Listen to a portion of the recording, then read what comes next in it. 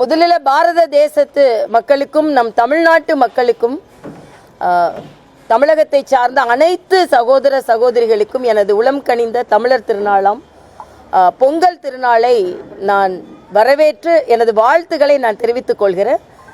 பாரத தேசத்தில் பல பகுதிகளில் இது வேறு வேறு பெயரில் இந்த உழவர் திருநாள் கொண்டாடப்படுகிறது. அதனால் அவர்களுக்கும் நமது வாழ்த்தை நாம் தெரிவித்துக் கொள்வோம்.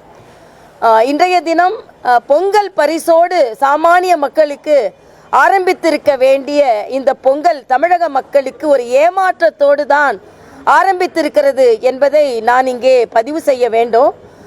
பத்திரிகை நமது பண்டிகை நேரத்தில் எதிர்மறை கருத்துக்களை சொல்லக்கூடாது. ஆனாலும் மக்களுக்கு பரிசோடு தான் இது ஆரம்பித்திருக்க வேண்டும். சென்றைய ஆட்சியில் பொங்கல் பரிசு கொடுக்கும் பொழுது இது அதிகமாக கொடுக்கப்பட வேண்டும் என்று சொன்ன முதலமைச்சர் இன்று ₹1 கூட கொடுக்க முன்வராதது மிகவும் கண்டிக்கத்தக்கது என்பதை நான் தெரிவித்துக் கொள்கிறேன்.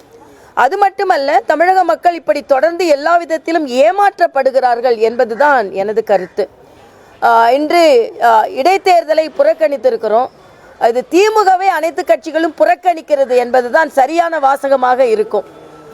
எல்லாவற்றிற்கும் மேலாக மரியாதைக்குரிய முதலமைச்சர் அவர்கள் ஆளுநரை சிறுபிள்ளைத்தனமான நடவடிக்கை என்றெல்லாம் பதிவு செய்திருக்கிறார்கள்.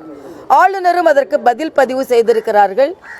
நான் எனது தமிழகத்தை சார்ந்தவள் என்ற வகையில், தமிழகத்து சகோதரி என்ற வகையில், தமிழகத்து சகோதரியாக இரண்டு மாநிலங்களை நிர்வகித்தேன் என்ற வகையில் ஆளுநரும் முதலமைச்சர் அவர்களும் உட்கார்ந்து அமர்ந்து பேச வேண்டும் என்ற கோரிக்கை நான் பொங்கலுக்கு வைக்கிறேன்.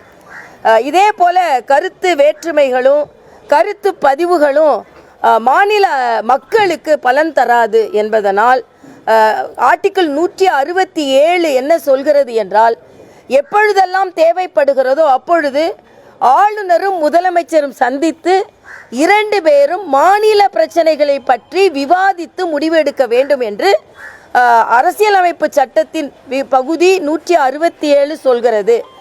அதனால் தயவு செய்து முதலமைச்சரும் ஆளுநரும் 2 பேரும் தங்களது கருத்து வேற்றுமை விட்டுவிட்டு அமர்ந்து ஒற்றுமையாக தோழமையுடன் பேசி துணைவேந்தர் போன்ற பிரச்சனைகளுக்கு ஒரு தீர்வு காண வேண்டும் என்று நான் நினைத்து கொள்கிறேன்.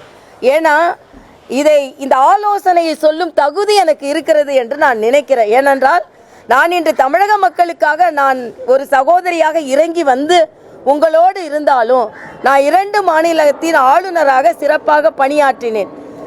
ஒரு மாநிலத்தில் மத்திய அரசோடு சண்டை போட்டு கொண்டிருந்தார்கள், ஒரு மாநிலத்தில் மத்திய அரசோடு இணக்கமாக இருந்தார்கள்.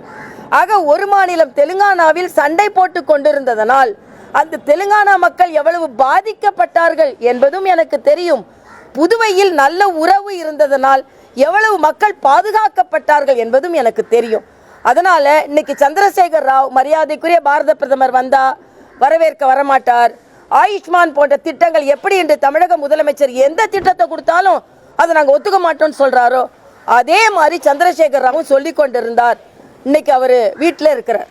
அதே மாதிரி துணைவேந்தர் பிரச்சனை இன்னைக்கு டிராஃப்ட் தான் சொல்லியிருக்காங்க. இன்னைக்கு துணைவேந்தரை எப்படி தேர்ந்தெடுக்க வேண்டும் என்பதற்காக மத்திய கல்வி அமைச்சர் ஒரு வரைவை கொடுத்திருக்கிறார்.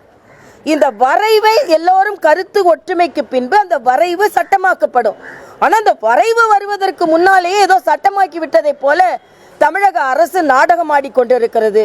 அதனால் கவர்னரும் முதலமைச்சரும் அமர்ந்து இந்த ஏறக்குறைய 6 பல்கலைக்கழகத்தில் துணைவேந்தர்கள் இல்லாமல் இருக்கிறார்கள். இன்னும் பல பல்கலைக்கழகங்களில் துணைவேந்தர் பதவி காலியாக போகிறது. அதனால் நான் தெலுங்கானாவிற்கு போகும்போது 13 பல்கலைக்கழகங்களின் துணைவேந்தர்கள் இல்லாமல் இருந்தது. அதற்கப்புறம் நான் பெருமுயற்சி எடுத்து தான் அது போடப்பட்டது. அதனால் முதலமைச்சரும் ஆளுநரும் தங்கள் வேற்றுமைகளை மறந்து அவர்கள் அமர்ந்து தமிழகத்தில் உள்ள இத்தகைய கருத்து வேற்றுமைகளினால் உயர்கல்வித்துறை போன்றவற்றில் வரும் பிரச்சனைகளை தீர்க்க வேண்டும் என்று நான் கேட்டுக்கொள்கிறேன். மறுபடியும் சொல்கிறேன், இந்த ஆலோசனையை சொல்வதற்கு எனக்கு தகுதி இருக்கிறது. ஏனென்றால் 2 மாநிலத்தின் கவர்னராக ஏறக்குறைய 4½ ஆண்டுகள் பணியாற்றி இதே போல பல்கலைக்கழகங்களின் உள்ள பிரச்சனைகளை தீர்த்தவள் என்ற முறையில் நான் எனது பணிவான கேட்டுக்கிறேன். செய்திகளை உடனுக்குடனும் துல்லியமாகவும் தெரிந்து கொள்ள சப்ஸ்கிரைப் பண்ணுங்க.